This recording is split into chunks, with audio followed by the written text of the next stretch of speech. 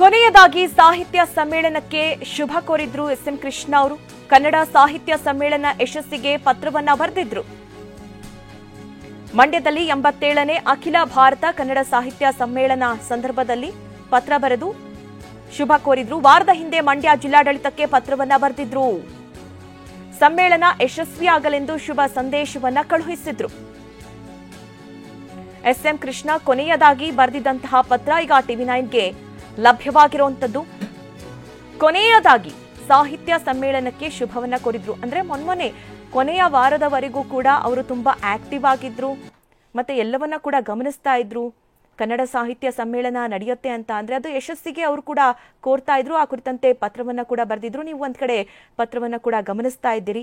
ಅಂದ್ರೆ ಅವರು ಎಷ್ಟು ಆಕ್ಟಿವ್ ಆಗಿದ್ರು, 92 ವರ್ಷ ವಯಸ್ಸಿನಲ್ಲೂ ಕೂಡ ಅವರಿಗಿದ್ದಂತಹ ಚಿಂತನೆಗಳು, ಅವರು ಪ್ರತಿಯೊಂದು ಗಮನಿಸ್ತಾ ಇದ್ದಂತಹ ರೀತಿ, ಈಗಲೂ ಕೂಡ ಯಾವ್ಯಾವ ಸಂದರ್ಭದಲ್ಲಿ ರಾಜಕೀಯ ಯಾವ ರೀತಿ ನಡೀತಾ ಇದೆ, ರಾಜಕೀಯ ಇತ್ತೀಚಿನ ದಿನಗಳಲ್ಲಿ ನಾವು ನೋಡ್ತಾ ಇದೀವಿ, ರಾಜಕೀಯ ವಲಯದಲ್ಲಿ ಬಹಳ ಬದಲಾವಣೆಗಳಾಗಿದೆ. ಆಗಿನ ರಾಜಕೀಯಕ್ಕೂ ಈಗಿನ ರಾಜಕೀಯಕ್ಕೂ ಸಾಕಷ್ಟು ಬದಲಾವಣೆಗಳಿದ್ರೂ ಕೂಡ ಆ ಬದಲಾವಣೆಗಳಲ್ಲಿ ಏನೆಲ್ಲ ಒಳಿತನ ಮಾಡಬಹುದು. ಯಾಕೆಂದ್ರೆ ಎಸ್.ಎಂ. ಕೃಷ್ಣ ಅವರ ಥಿಂಕಿಂಗ್ ಆ ರೀತಿ ಇತ್ತು.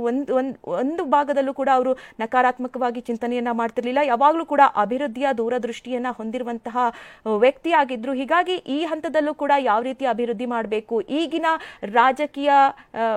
ರಾಜಕೀಯ ಹಿತೈಷಿಗಳಿಗೆ ಯಾವೆಲ್ಲ ಸಲಹೆ ಸೂಚನೆಗಳನ್ನ ಕೊಡಬೇಕು, ಆ ಕುರಿತಂತೆಯೂ ಕೂಡ ಅವರು ಆ ಕೆಲಸಗಳನ್ನ ಮಾಡ್ತಾ ಇದ್ರು. ಮತ್ತೆ ಅವರು ಕೊನೆಯ ವಾರದವರೆಗೂ ಕೂಡ ತುಂಬಾ ಆಕ್ಟಿವ್ ಆಗಿದ್ರು, ತುಂಬಾ ಆರೋಗ್ಯಕರವಾಗಿದ್ರು ಅನ್ನೋದು ಈ ಮೂಲಕ ತಿಳಿದು ಬರ್ತಾ ಇದೆ. ಯಾಕೆಂದ್ರೆ ಕೊನೆಯ ಪತ್ರ ಅವ್ರು ಬರ್ದಿರೋದನ್ನ ಕೂಡ ನಾವು ಗಮನಿಸ್ತಾ ಇದ್ದೀವಿ.